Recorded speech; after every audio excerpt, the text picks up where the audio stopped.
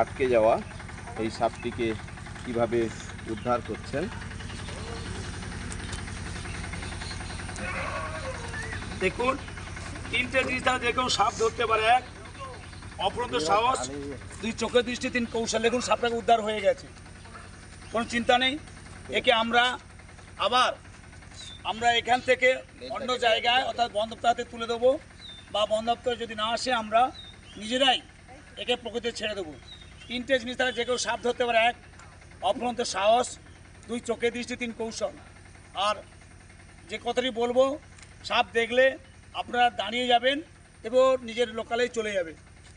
আর সাপে বাঁচতে গেলে কী করবেন আবার বলছি, রাত্রে ঘুমানোর সময় অবশ্যই করে মশারি টাঙাবেন, এবং তার সঙ্গে সঙ্গে মশারি টাঙালে হবে না, তাকে আবার ভালো করে গুজে শুতে হবে। দুই, রাত্রে চলাফেরার সময় অবশ্যই আপনারা মশারি টাঙিয়ে ঘুমাবেন, আর রাত্রে চলাফেরার সময় অবশ্যই টর্চ লাইট ব্যবহার করবেন। আর যেটা বলতে চাই, জায়গাটা নিশ্চয় আপনি বুঝতেই পেরেছেন, আমাদের বর্ধা রেল স্টেশন।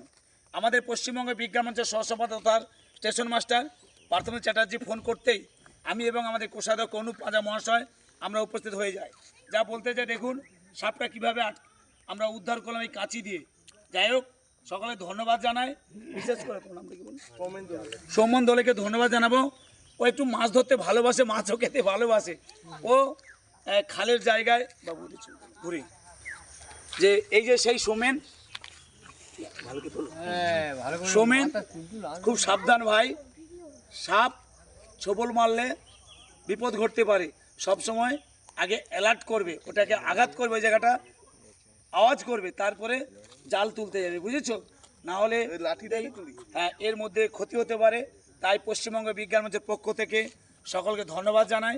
আমরা এখন সাপটিকে প্রকৃতিতে ছেড়ে দেওয়ার জন্য বা বন দপ্তরে তুলে দেওয়ার আগে আমরা আমাদের কৌটায় একে কি করব নিয়ে নিচ্ছি।